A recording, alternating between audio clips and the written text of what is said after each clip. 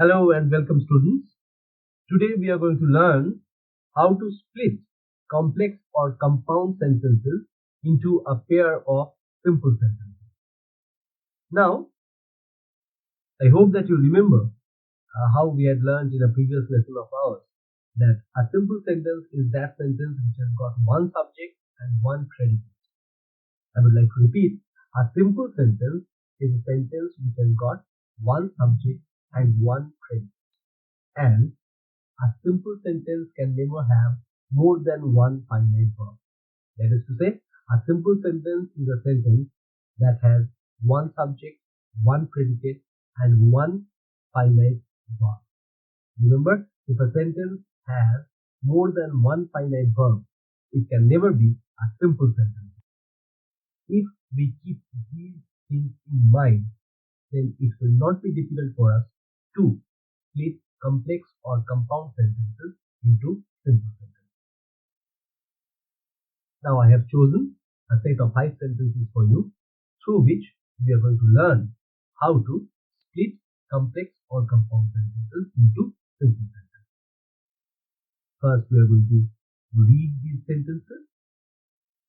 Sentence number 1, he got his key and went upstairs. Sentence number 2, I have lived like an animal in the street, but I'm going to die like an angel. Sentence number 3, they forget the vitality of a work of art lies in its sense of beauty and order. Sentence number 4, we are doing another thing which is very beautiful. And sentence number 5, he never showed any sign of eagerness to talk to the English as most Indians do. Now let us see how we can split these sentences into simple sentences. Let us look at sentence number 1, which in itself is a pretty simple sentence. I mean, it is a compound sentence, but it is pretty simple as a sentence. Sentence number 1 says, he got his key and went upstairs. Now, of course, as we can see, there are two finite verbs, got and went. So actually, there are two sentences hidden in this one sentence. He got his key and he went upstairs. And we have already got the answer. So we are just going to remove this and put a full stop over here. Imagine that there's a full stop over here. And you're also going to imagine that there's subject he. It has been repeated once again over in place of and. Now what do we get? We get as sentence number 1. Let us mark it as A. As sentence number A, we get he got his key. And as sentence number B, we get he went upstairs. So see, now both these sentences, they have got one finite verb. Here it is got, and sentence number B is went. So he got his key, he went upstairs. Remember students, we must not leave out anything. In trying to split the sentences, we can never afford to leave out any information. We have to include all the information given. Otherwise, the sentence will be incorrect, of course. Let us move on to sentence number 2, which says, I have lived like an animal in the street, but I am going to die like an angel. Like the previous sentence, this one too is a compound sentence, as I believe we have already recognized it. I have lived like an animal in the street, but I am going to die like an angel.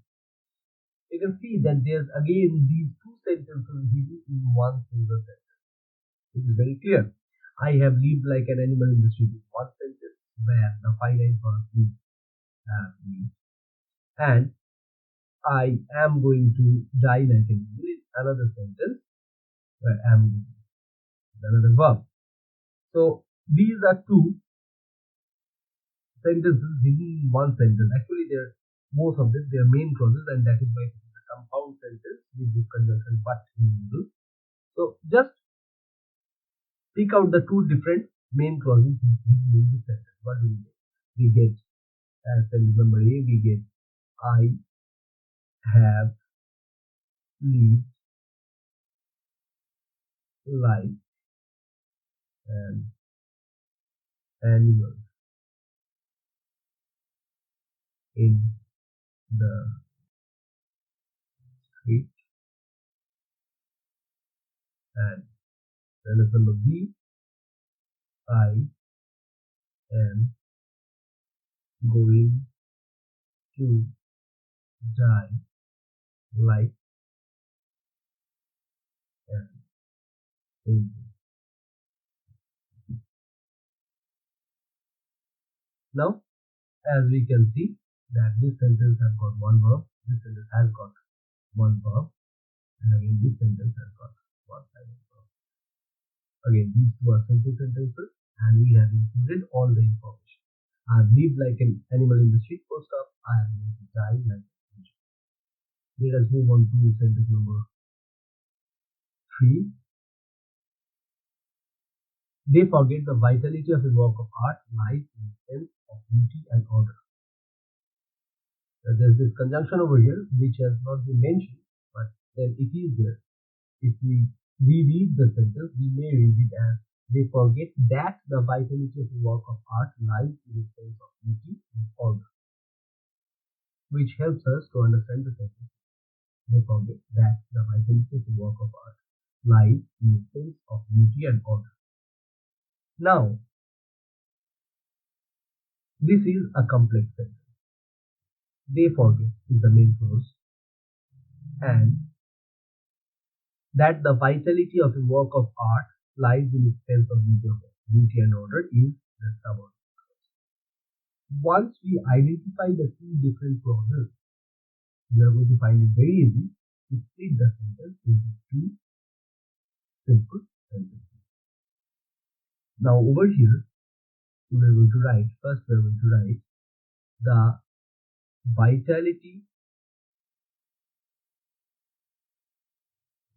of a work of art lies in its sense of beauty and order. And as sentence number B, we are going to write they forget this.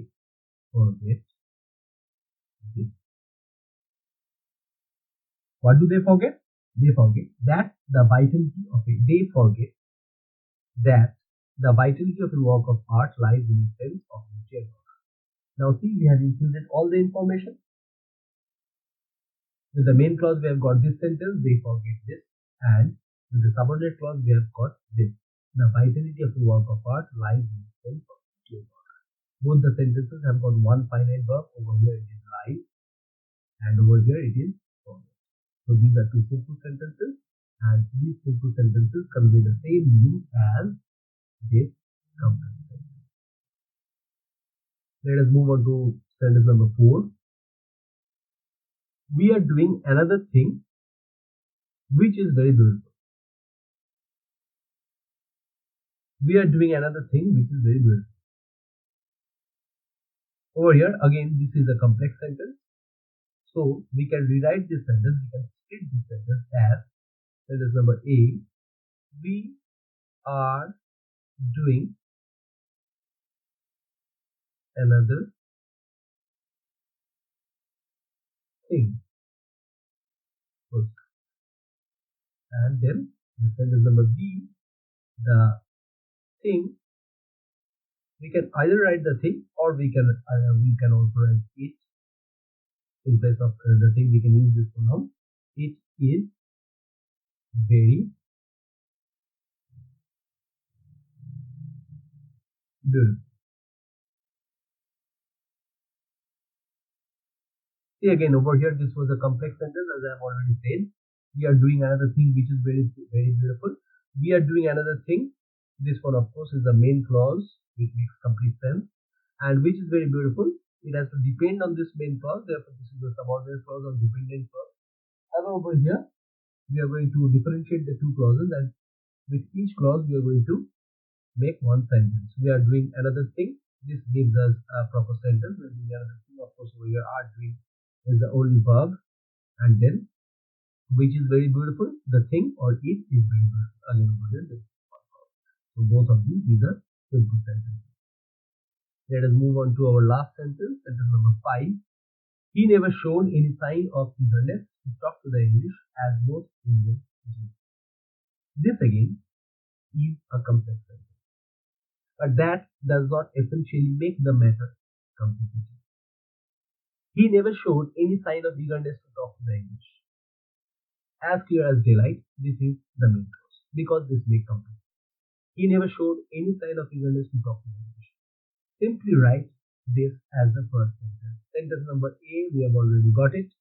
He never showed any sign of eagerness to talk to the English. My students who are thinking that what about to talk? We have been told that a simple sentence can only have one finite verb, but then over here, some of my students, they may think that then what is talk doing here? Remember, to talk is not a verb but an infinitive. I hope you remember this. We have already discussed this in a previous lesson of ours, previous class of ours. He never showed any sign of eagerness to talk to the English. To talk is an infinitive and not a finite verb. So the only finite verb in this sentence is, of course, showed. So this is a simple sentence. What remains is the subordinate clause, as most Indians did. Now this part is a bit tricky because we cannot simply write most Indians did. That would make no sense. So what can we do? Most Indians do what? They show eagerness to talk to the English. So now we are going to write, because we have already written, he never showed any sign of eagerness to talk to the English. Now we are going to write,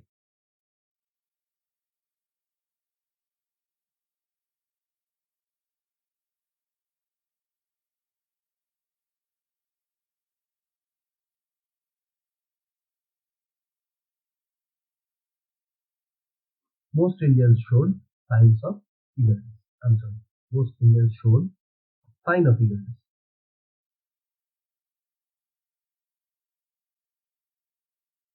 This sentence can also be done as most Indians showed sign of eagerness to talk to the English, full stop.